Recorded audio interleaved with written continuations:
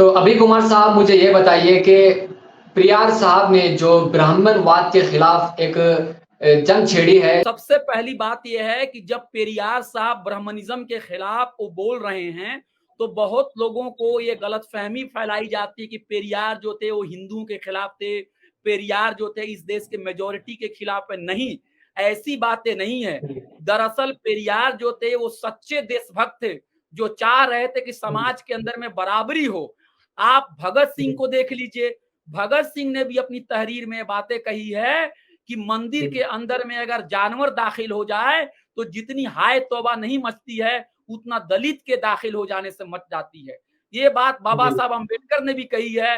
ये बात एक तरह से स्वामी विवेकानंद ने भी ये बातें कही हैं। ये बात पेरियार ने भी कही है। मगर पेरियार साहब ने जिस अंदाज से जो बात की है वो बहुत ही रेडिकल था।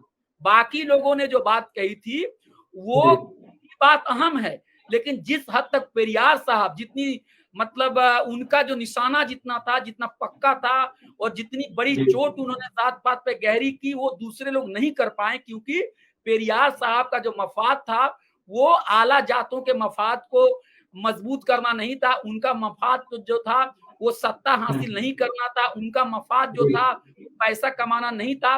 वो गरीब से गरीब लोग जो दलित हैं, जिनको हजारों सालों से उनको हाशिए पर रखा गया है, जिनको मंदिर जाने से रोका गया है, जिनको तालीम लेने से रोका गया है, जिनके टच से, जिनके छूने से लोग समझते हैं कि उनका धर्म भ्रष्ट हो जाएगा। आपको जानकर ताज्जुब होगा और दुख भी होगा कि आप जहां से कर्नाटका से आते हैं, जो साउथ का इलाका है, जुनूबी भारत है, वहां पे दलित महिलाओं को एक जमाने में अपने बदन को भी ढकने के ऊपर पाबंदी लगाई जाती थी।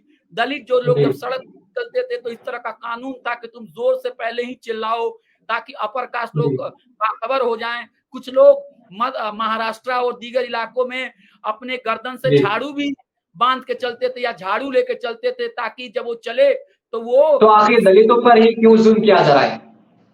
दलितों के ऊपर दलितों को ही निशाना क्यों बनाया जा रहा है? दलितों के ऊपर जुल्म करने के बहुत सारे वजूहात हैं। एक वजूहात ये भी है कि जो शोषण का जो तंत्र है, जो गैर बराबरी है, उसको बना के रखना है।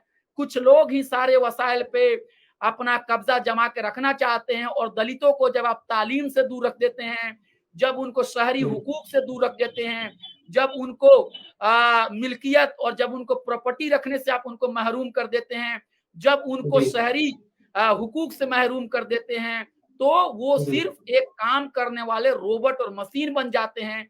इसीलिए हमारे देश में सबसे ज्यादा फैक्ट्रियों में काम करने वाले लोग, शहरों में काम करने वाले लोग, जिनके पास जमीन नहीं होती है मगर खेत में काम करने वाले लोग, जिसको हम लैंडलेस लेबरर कहते हैं, वो दलित समाज के लोग हैं। और दलित समाज के तकरीबन 70% लोगों के पास या तो जमीन नहीं है या फिर इतनी जमीन है जिसकी कोई हैसियत नहीं है। वो आजकल स्लम में रहते हैं, हमारा और आपके घरों में आके वो सफाई करते हैं।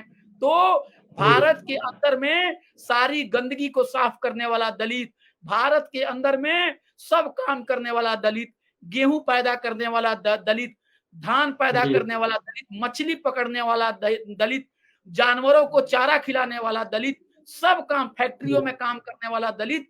लेकिन उसी समाज को हम कहते हैं कि ये लोग गंदे हैं, ये लोग अच्छे नहीं हैं। मुझे लगता है जिस तरह का शोषण, जिस तरह का इस्तेहसाल दलितों के साथ भारत के आला जातों ने किया है, ऐसा इस्तेहसाल दुनिया में नहीं देखा गया है।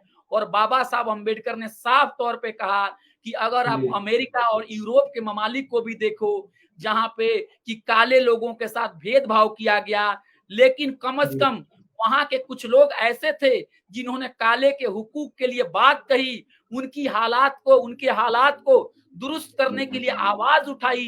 लेकिन हिंदुस्तान एक ऐसा समाज है जहां पे आला जात को, अगर दलितों को आप अत्याचार करोगे तो उनके दिलों पे कोई दर्द नहीं तारी होता है, वो गमजदा नहीं होते हैं।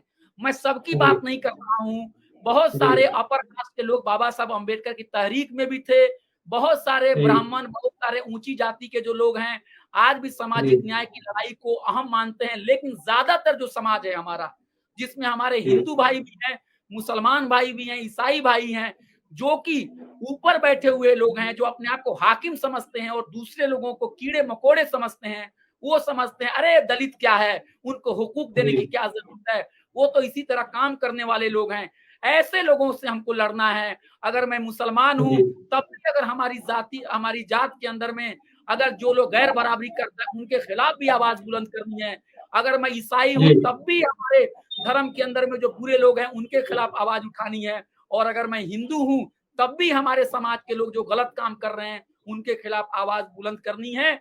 इसलिए मैं आपके चैनल से कहना चाहता हूं कि पेरियार साहब जो थे वो भारत के विरोधी नहीं थे, वो शुमाल भारत या नॉर्थ इंडिया के खिलाफ नहीं थे, वो हिंदुओं के खिलाफ नहीं थे, बल्कि वो बराबरी चाहते हैं। और जो लोग पेरियार साहब को बुरा भला कहते हैं, उनको कहते हैं कि वो अच्छे लीडर नहीं है, वो जुल्म और ज्यादती का जो राज है उसको कायम रखना चाहते हैं ताकि उनका मफाद पूरा हो सके और बेशतर लोग जो अक्सरियत है वो एक रोटी के लिए तड़पती रहे, वो तालीम से दूर रहे, उसकी इज्जत और आबरू को रोज बरोज तार तार किया जाए। और जो चंद मुट्ठी भर लोग हैं वो सारे वसाइल पे कब्जा जमाए रखें और गैर बराबरी नाइंसाफी का ये जो दौर है, ये जो तारीकी हो, वो इसी तरह बरकरार रहे। लेकिन पेरियार साहब ने अपनी पूरी जिंदगी इसके खिलाफ मुजाहमत की, लड़ा।